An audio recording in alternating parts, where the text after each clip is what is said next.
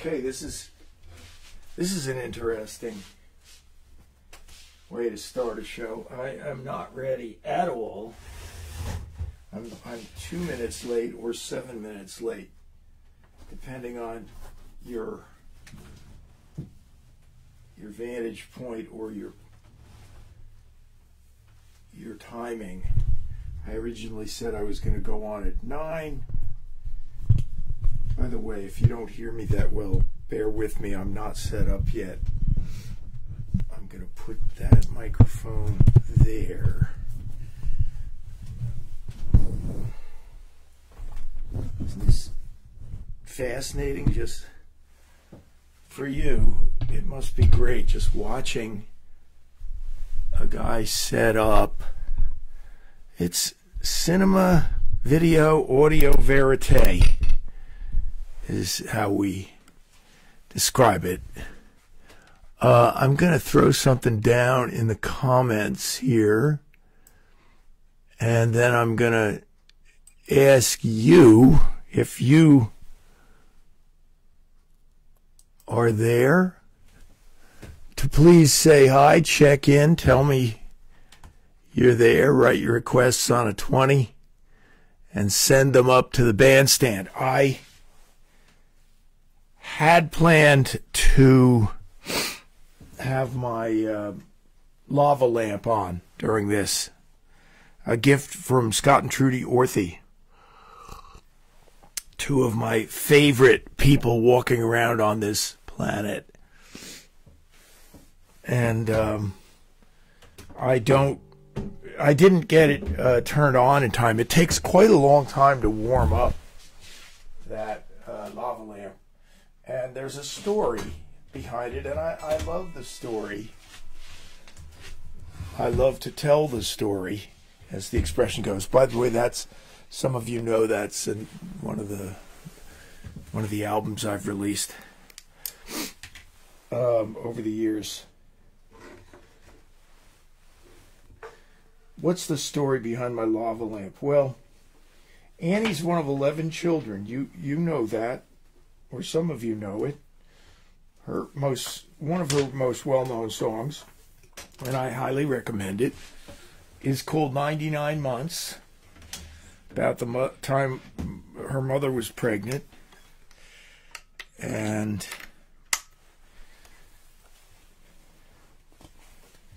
I don't have a name for this guitar yet. This was the first electric guitar I bought in the postmodern Chip Murgot guitar playing era. I sold all my electric guitars when I got married 30 years ago. And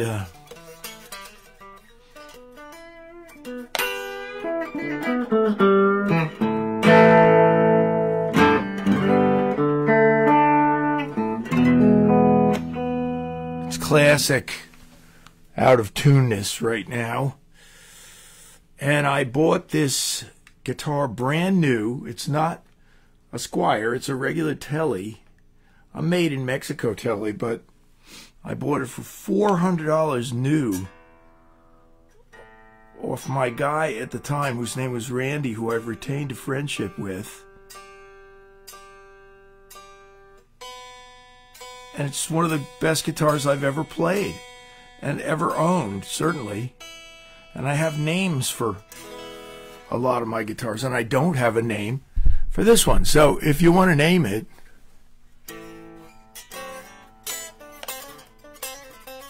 you're quite welcome to.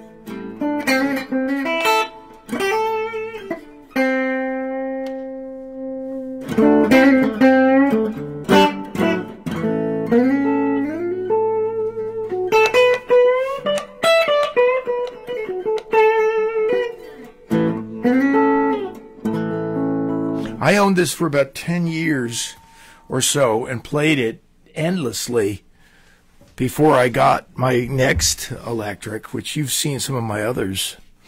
And so I didn't have any electric guitars for 20 some years maybe. I sold them all when I got married. I sold my Les Paul. I sold my Stratocaster. I I sold a Dan Electro. I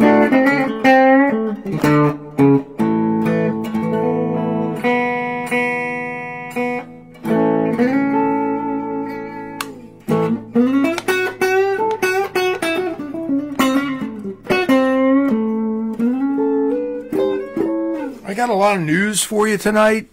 Some songs, some stories. And it's a last-minute appearance, and Scotzo's already here, and the first story is about him and his beautiful wife, Trudy, my wife's sister. My wife's on 11, so when we get together for Christmas, there's always a big, big deal, and it's reminiscent of their Christmases when they were kids, where everybody got some little thing. They didn't have money for everybody to get a huge present. Excuse me for a minute. This is really bugging me. Hang on a second. I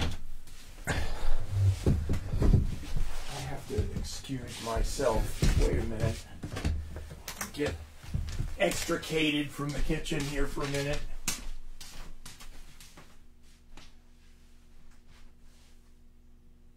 I'll be back. Hang in there. I usually now need a Kleenex, a tissue, whatever. I take a Claritin every day, every single day, 365 days a year. And that seems to do a little bit. So we were over at Scott and Trudy's, which has always been a magical location in Philly. Now they have a magical location outside of Philly.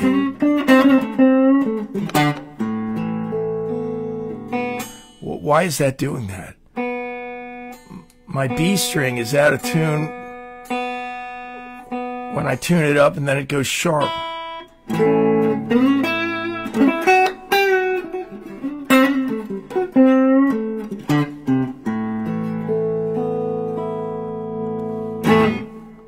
So, let me finish this story.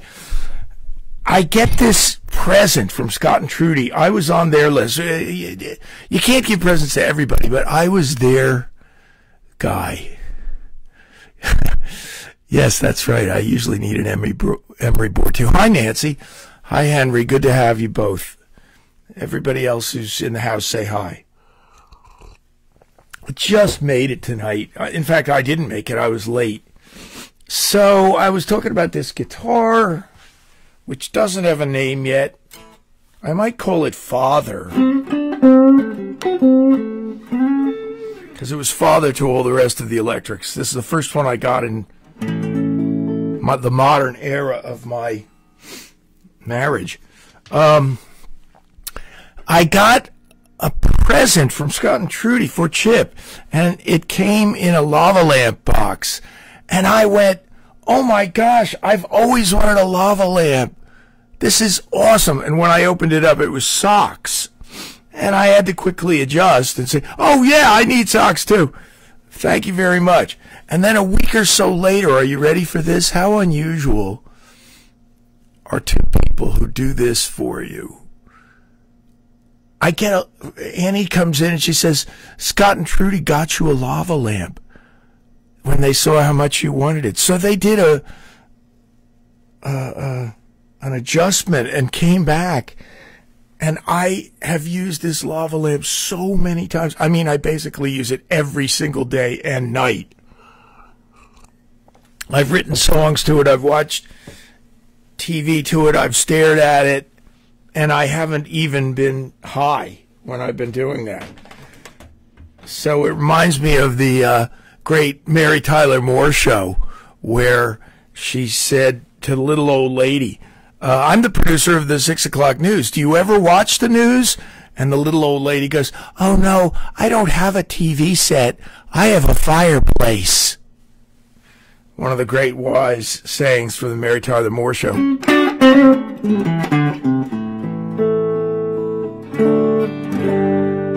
So this is just settling in finally.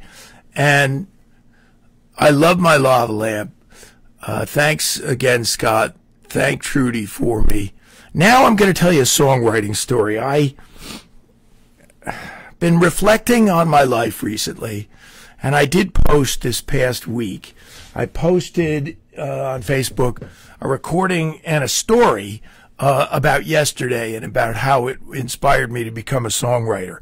I was 12 in the year 1965 when Yesterday came out, and I listened to it all summer long on my little transistor radio. And then once in my living room in Watchung, New Jersey, I was listening to it as the sun went down and it got gray outside. I was 12, and it suddenly crystallized. And in my mind, I said, this is what I want to do. I don't want to be a musician exclusively or just a guitar player. I want to be a songwriter. And I have dedicated myself to that pursuit diligently ever since. I've been telling people that over COVID, I wrote 50 songs, and I'm actually underestimating. I'm exaggerating in the wrong direction because I didn't want to brag or make it seem like I was Mr. Productivity. It just worked out that way. It just worked out that I wrote that many songs, but I've actually written more than that. I've written about 60 or 70 songs since COVID. I've been on a pace where I've been writing at times a song or two a week. I wrote 2 songs last week, and you say, well, where are all these songs? I've written 10 songs that I haven't even learned how to play yet. I've written 10 songs that I have not been able to debut for you guys yet. But I will. And in the meantime, we're having a blast with Alan LaBeouf is coming again, maybe in a week. I think he's going to come in a week. And then he's going to be around here the next night because he's playing in Warrington with Beatlemania again on that Saturday night. So he's theoretically coming next Friday night. You'll read about it on Facebook. And we're going to do a different thing. We're going to do obscure classics from the 60s, songs that have fallen into the margins and haven't been heard in a long time. And I'll post some of their titles right now. If a couple come off the top of my head, I'll let you know some of them. But in the meantime, Alan's going to come back. We're going to do songs. One of them is Mrs. Brown, You've Got a Lovely Daughter. We're going to do that on ukuleles. I might do it tonight as a little preview. But here's a story about songwriting. And in general, this is about how it's gone for me. Because, you know, I was kind of mentored by Bonnie Raitt. I was mentored by the great David Spinoza, who produced James Taylor's Walking Man album. And that and $5 will get me a medium decaf cappuccino at Starbucks. But I've certainly learned a lot. I don't want to be that cynical, friends. Oh, come on. What the... Okay, I can't mess with this anymore. Here's a story that's a kind of an emblematic story of how it's gone for me. Many, many years ago, when I was maybe a teenager, coming home from high school every day, and I used to watch the Mike Douglas show out of Philadelphia every day at around 4 o'clock. Is that when it was on? And he always had great music. You know that John Lennon and Yoko Ono co-hosted the Mike Douglas show for an entire week. That's historical. And they had Chuck Berry on, and John Lennon and Yoko played with Chuck Berry. And there's a famous piece of videotape where Yoko started her chanting and screaming, yeah, yeah, yeah, yeah, yeah, and Chuck Berry just looks at her like, what the F are you doing? Heidi is here. Hi, Heidi. And so I saw the great Lou Rawls, the great soul singer, and he's underrated in some ways. Do you know that on Sam Cooke's incredible classic, Bring It On Home to Me, that's Lou Rawls singing harmony on that with Sam Cooke.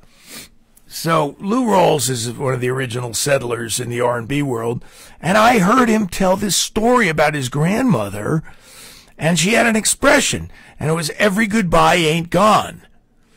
And so years later, I wrote the song "Every Goodbye Ain't Gone." I sent him the lyric to the song, and the next thing I know, I pick up the phone in our first apartment 30 years ago in Stockton, New Jersey, on the river, and the voice of Lou Rawls is on the phone, vibrant and loud, and "Hello, this is Lou Rawls." And I'm like, "Oh my gosh, Mr. Rawls, what an honor." He's like, "I want you to send me that song. I want you to send me that song, Every Goodbye Ain't Gone." And I'm like, "Oh, holy, okay. Thank you. What's the address?" He gives me the address of his manager in LA. I then spend like $400 making a great demo for him with Robert Sands playing, and Robert was in Robert Hazard's band. He played a great keyboard solo on it. The demo was exceeded my expectations almost. And then I started sending it to Lou Rawls, and I started getting answers from his management company, and the answers were, "Mr. Rawls is not accepting any material at this time." And I was like, "Wait a minute, you don't understand. He asked me to send it to him. Are you following what's going on here? He asked me." I'm fixing my hair. How vain of me. Whatever. It's not vanity. It's like just survival. I look like a mess. But Lou Rawls, I'm calling back. I'm calling them, not just writing them. I'm saying to the secretary, "Lou Rawls asked me to send it. Do you understand?" "Oh, I'm sorry, he's not accepting." So I just finally sent it. Anyway, I wrote a letter. I never heard from him. I don't even think they gave it to him. And then the next thing you know, Lou Rawls passed away. So that's the way it's been for me as a songwriter. I'm really trying to get some sympathy here tonight. I have written songs for Bonnie Raitt where 3 different times, and she just won Song of the Year on the Grammys. And Bonnie has told me 3 different times she was going to record songs of mine, and at the last minute they got cut off. I mean, you think that's normal? It isn't. It isn't.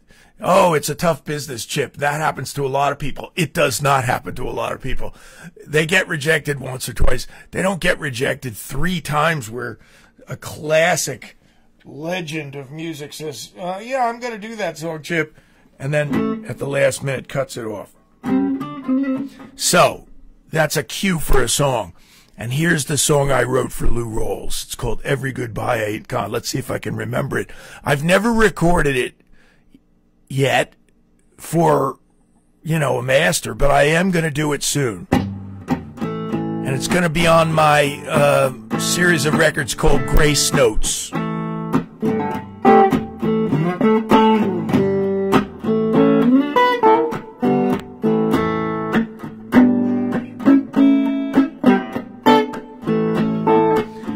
I can see it all now. It's a clear Monday morning, and the winter's first frost, and my grandmother gives me my scarf and my mittens that I thought I had lost.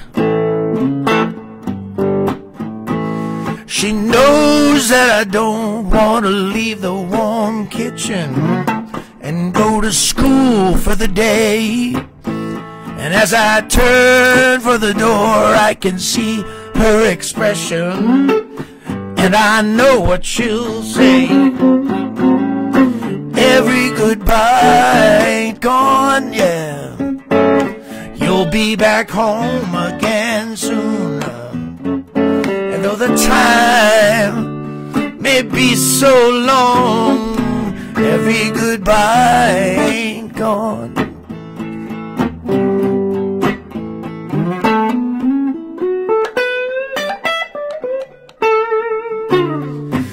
now that she's gone, I'm faced with a future that's uncertain at best. I can still hear her voice and I remember her words, and I know I've been blessed. Long winter nights we would sit by the fire, and she'd read from God's word. She'd say life is a one-way ticket to heaven, boy, if you trust in the Lord. She said every goodbye ain't gone, you'll be back home again soon, yeah. And though the time may be so long, every goodbye ain't gone, yeah. There will be some lonely nights, you just can't get around it, but put your faith in God's love. He won't ever let you down, no.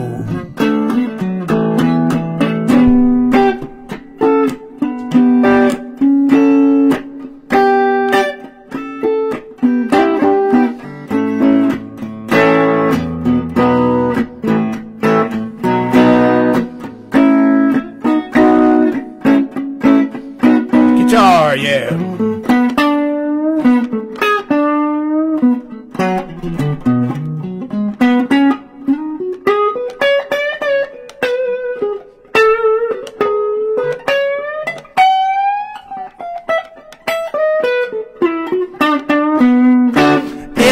Goodbye ain't gone there. We'll be together someday, yeah. And though the time may be so long, every goodbye ain't gone, yeah. And every shut-eye to sleep. These are some words that I heard long ago, but they never meant so much to me.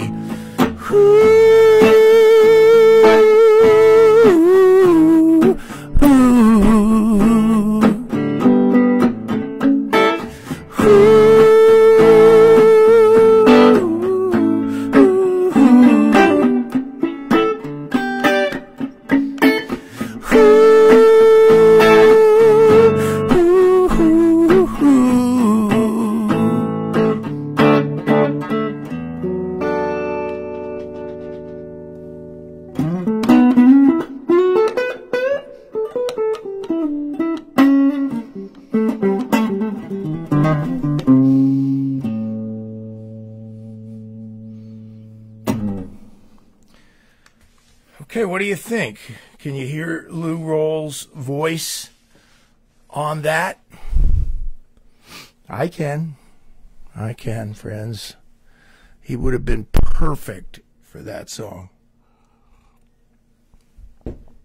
They wouldn't send it to him because the Brokaw company, not Tom Brokaw, the other Brokaw, guess who his other biggest client was? Not his biggest client. Brokaw's biggest client was Bill Cosby. So, Mr. Brokaw, how's that working out for you? Your company would not send my song to your client, Lou Rawls, who asked personally for it. I don't think there's been a dilemma exactly like that one that I can think of that any of my songwriting friends have gone through. Alan had some good stories when he came out for a rehearsal about songs.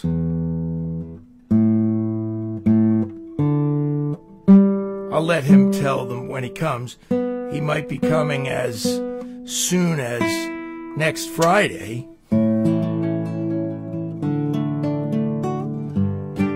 Do you know who was the producer of the Monkees? the producer of the Monkees, and those were great records. Great records. And the guy who produced them's name was Chip Douglas. And he was like me. He had a long name. He was Douglas Farthing Hadlid III. I'm George Nelson Murgott III. And Chip Douglas was the bass player for the Turtles. And he found them Daydream Believer and made history with that. That's my favorite diary entry in the history of the world, by the way. Jon Stewart wrote that song, and that day in his diary, he wrote this entry. Didn't do much today, wrote Daydream Believer. And later on he said, that song has kept me alive. He paid his mortgage with it. He sent his kids to college with it.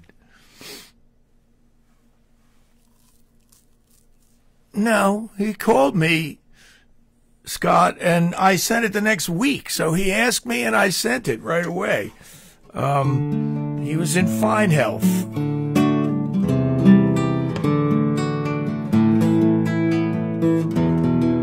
Speaking of health, of Lou Rawls, do you guys know, I shouldn't even tell you this, but do you know about that clip of him getting a coughing fit at a big awards show? It was either the Oscars, the Grammys, and it was just horrifying. He came out and he was singing one of those real smooth classics. You'll never find, da, da, da, da, da. And I mean, not just one cough. He coughed for like 3 minutes and couldn't stop. And the whole song stopped playing, and he had to go back and try to finish it. And did anybody remember or care? No, only me. And now I'm telling you, and Lou Rawls is rolling over in his grave that I'm even mentioning it. So Douglas Farthing Hadlid, Chip Douglas, played bass. He found material for the Monkees. And next week, when Alan comes out, I'm going to try to teach him this song. It's maybe one of my favorite songs of the entire decade of the 60s, the entire era. And, damn, you can't even see my guitar. Let me fiddle around for a moment, see what I can do. What do you care if I take a couple of seconds to do this? I think Chip Douglas played bass on that song. That's better, isn't it? Yeah.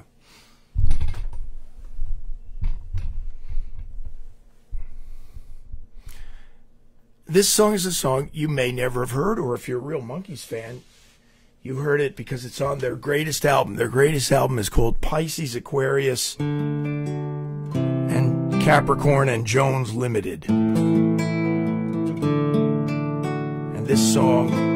Oh, the other thing is that Chip Douglas had a nylon string guitar, and he kept bringing it in, and they'd play it on the strangest songs. You just heard a big noise. Sorry about that. They would play it on... What's going on? Now you're hearing it again. It's because the microphone was disconnected a little bit.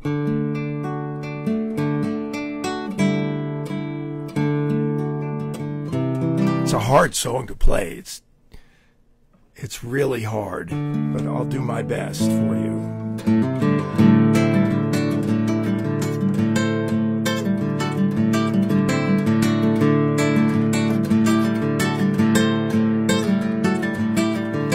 With his fool's gold wrapped up all around him,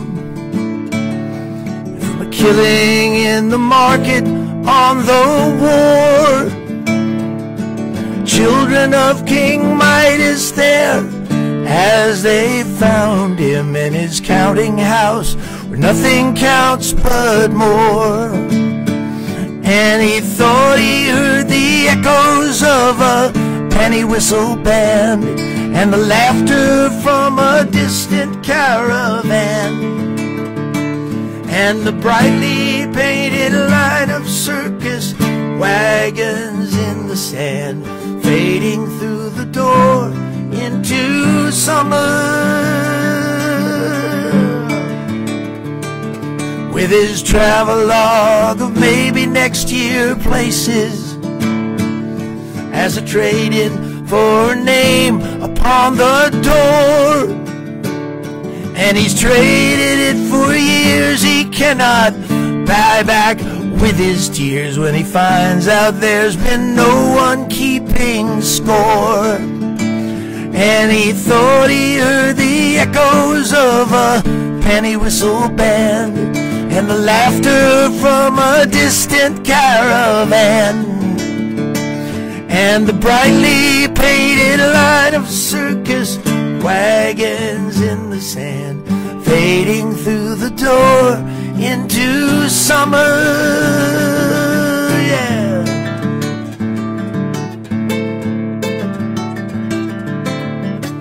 Fading through the door into summer. Fading through the door into summer.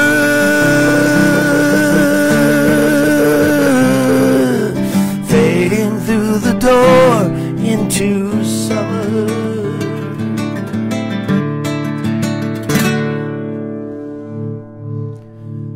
Recorded on Chip Douglas's nylon string.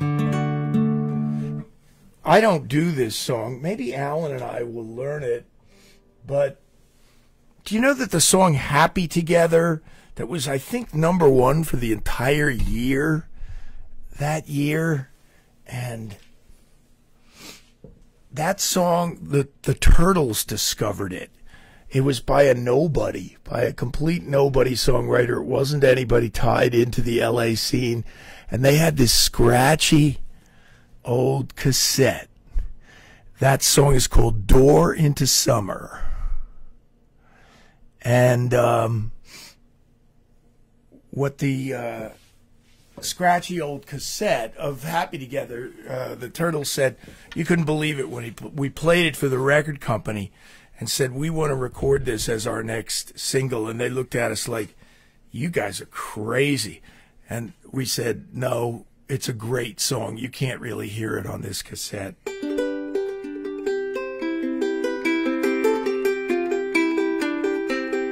So I'm going to get Alan to play ukulele on this song. This song was the #1 song of 1965.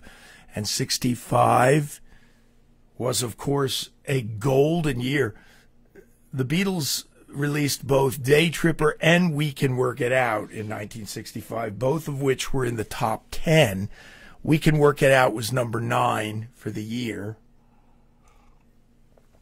But this song was the #1 song of the entire year, and you'll never suspect what it is, because it's a song by Herman's Hermits.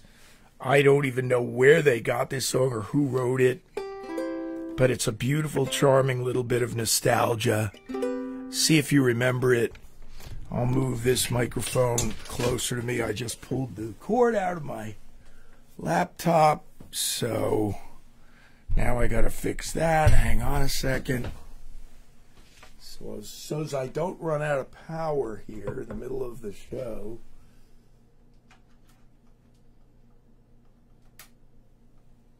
This is like Ted Mack's amateur hour tonight. See if you remember this. And P.S., friends, this is not an easy song to play, okay? So enjoy it. It goes like this.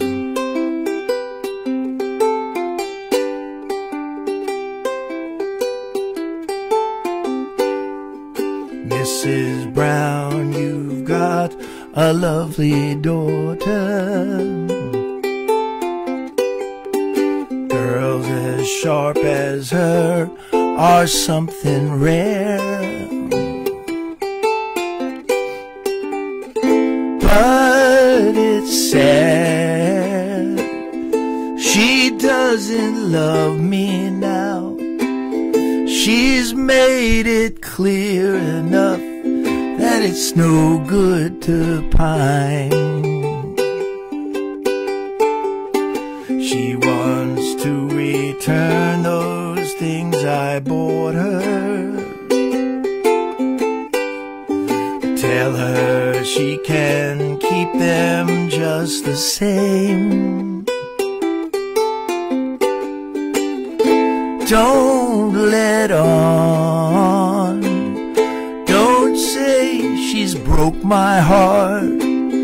I get down on my knees, but it's no good to pine. Walking about, even in a crowd, well, you'll pick her out.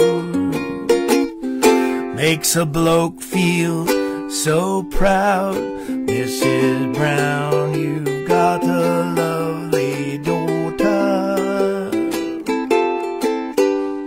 Mrs. Brown, you've got a lovely daughter. Mrs. Brown, you've got a lovely daughter. Mrs. Brown, you've got a lovely daughter.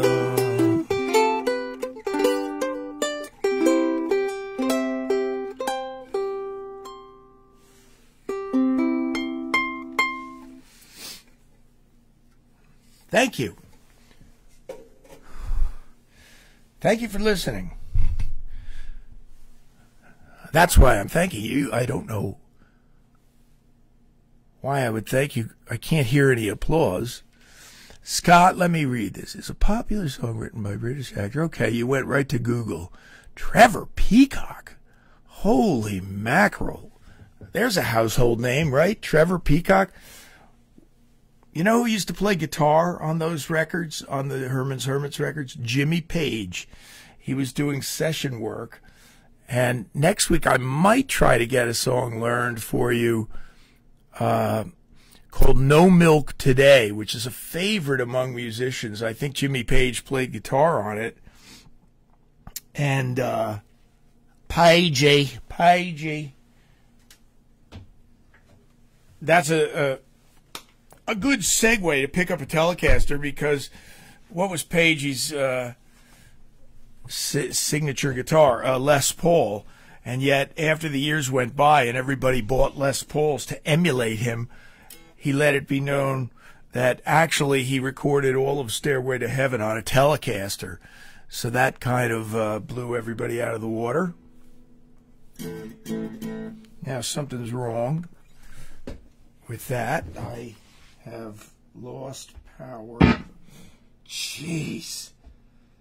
What is going on tonight? It's just all gremlins. So, well, I'm back.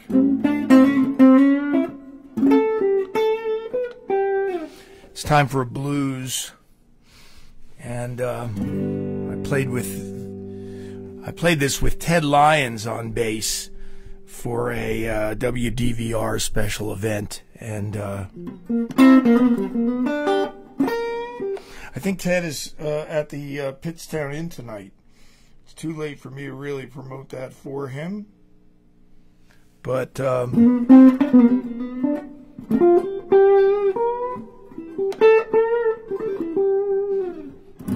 when I first started doing this song years ago, I did not realize what a classic it was. And now I've found that many people have recorded it, not just Eric Clapton, but it's called Driftin' Blues.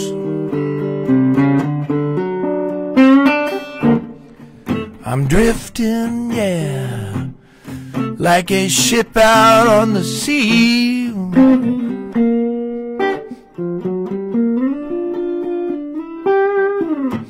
Drifting and drifting like a ship out on the sea.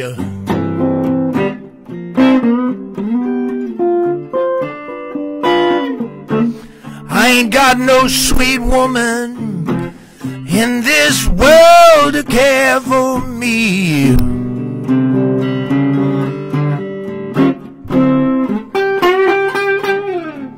If my baby would only take me back again.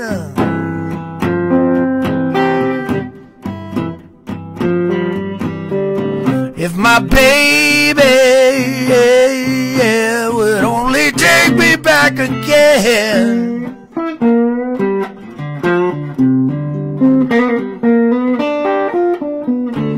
I'd feel much better, darling, and at least I'd have a friend, yeah.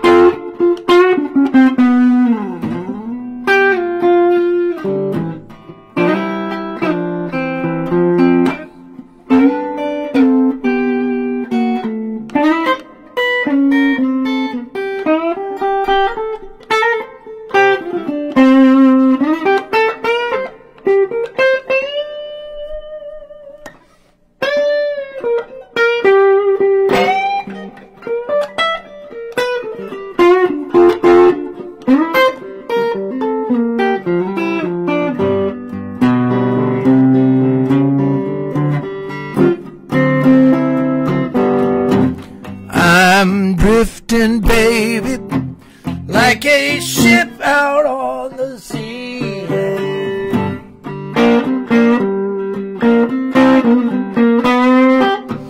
Drifting and drifting, yeah, like a ship out on the sea.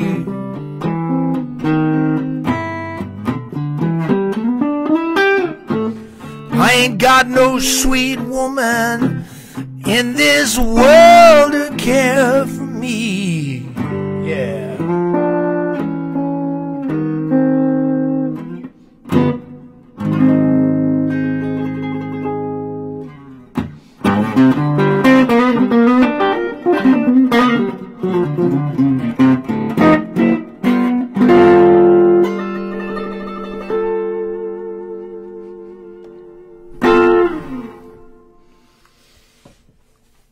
Okay, a little blues. Don't know who wrote it. Don't remember the name. Billy rings a bell, maybe.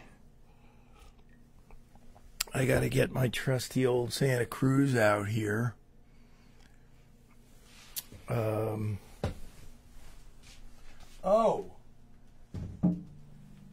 making all these announcements, and I have not even announced that I'm doing a gig. And it's a big gig. It's a big gig for me, post-COVID, to get back and play for people in the local area. I've played outside the local area, but I have not played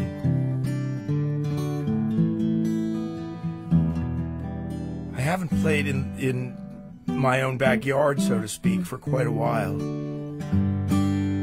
So I am happy to announce that a couple of Saturdays from now, I'm playing at the great Christian coffee house, Karen's Place in Doylestown, and I'm doing a night of Christian blues. So, Christian blues, what's that?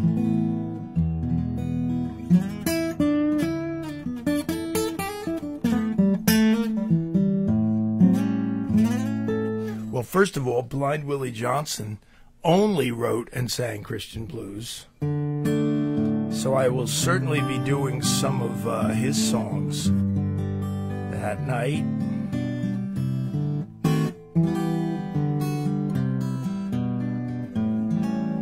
At this juncture, I don't have anything in mind to play. So, what does that mean for you all? It because you'll have to be patient with me. I'm just waiting for an inspiration to strike me to play something that I'd like to play for you. I might just play this old classic. I haven't done it in a long time.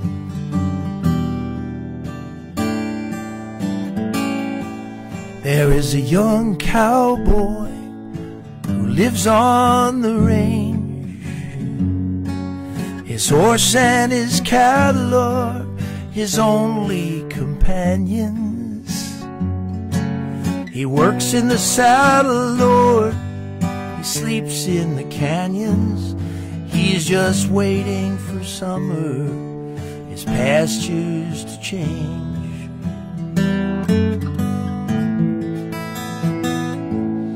And as the moon rises, he sits by his fire, thinking about women and glasses of beer, closing his eyes as the doggies retire.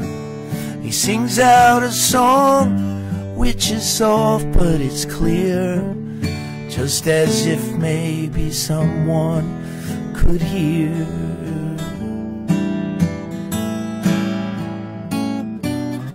Good night, you moonlight ladies, and rock-a-bye, sweet baby James. Deep greens and blues are the colors I'll choose. Won't you let me go down in my dreams? And rock-a-bye, sweet baby James. Well, the 1st of December was covered with snow. Yes, and so was the turnpike from Stockbridge to Boston. The Berkshires seemed dreamlike on account of that frosting, with almost 10 miles behind me and 10,000 more to go. There's a song that they sing when they take to the highway, a song that they sing when they take to the sea, a song that they sing of their home in the sky. Maybe you can believe it if it helps you to sleep, but singing works fine for JT.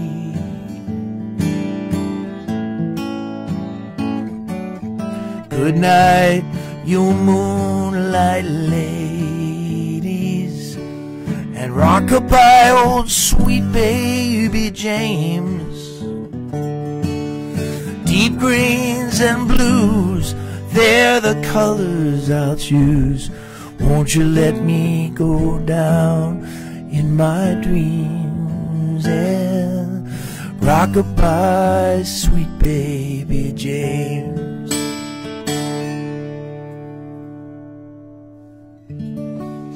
Now, you know, he wrote that for his nephew as he drove down south from New York City to meet him for the first time. And he thought, I'm going to write a song for this little buckaroo.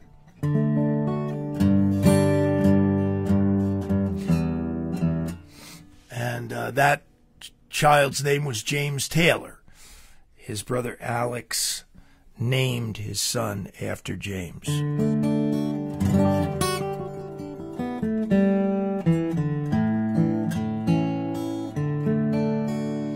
And it was well before James Taylor was a household name.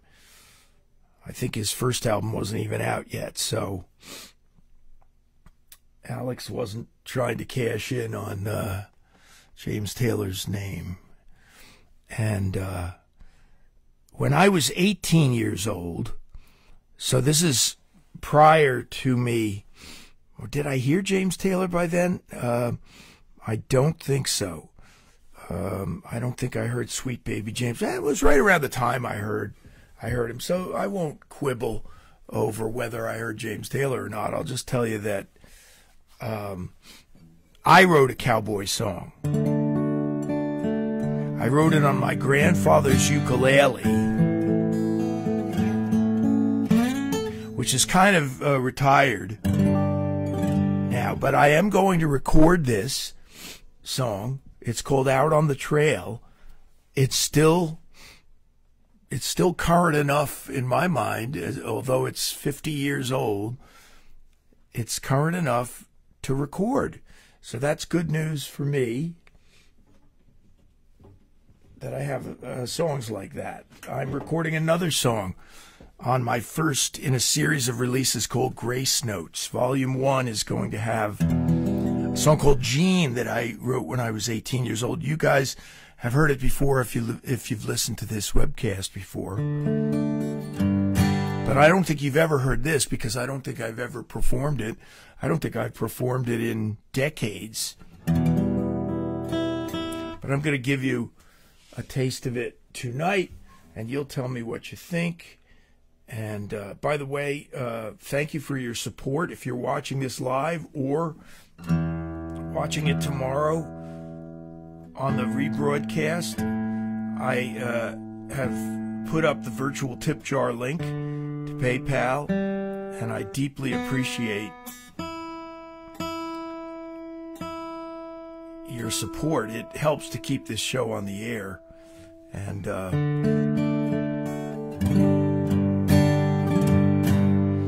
so my take on the cowboy song is called Out on the Trail.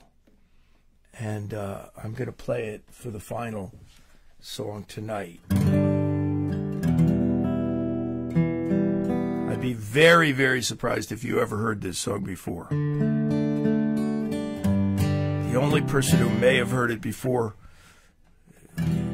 as a real long shot, but Marty might have heard it before. I might have played it at the house in Watchung centuries ago.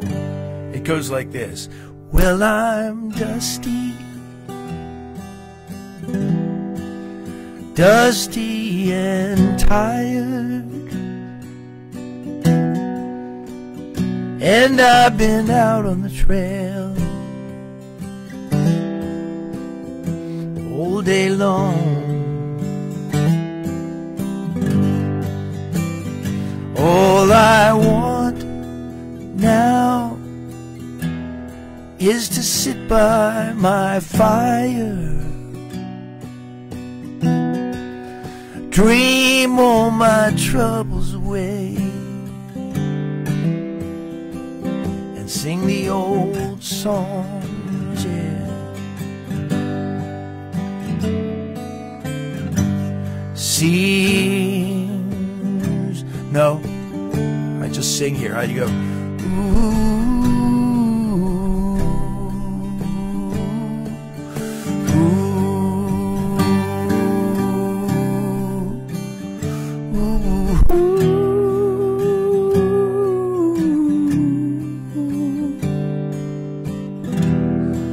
Now the moon has taken to shining, and it's lighting the path that I walk on my way home. But my home is only a blanket, and the stars are the only fair eyes I can see when I roam.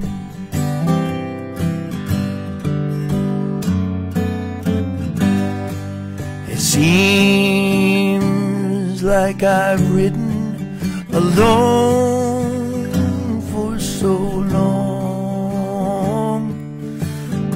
watching the herd for so long. Oh yeah.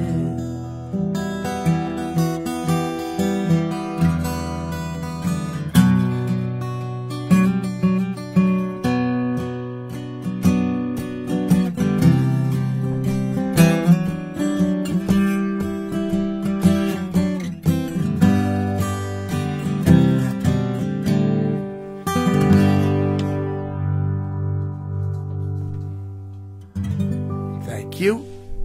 God bless you. Good night. I shall return. I'll see you next Friday, perhaps with Alan LaBeouf here in the kitchen.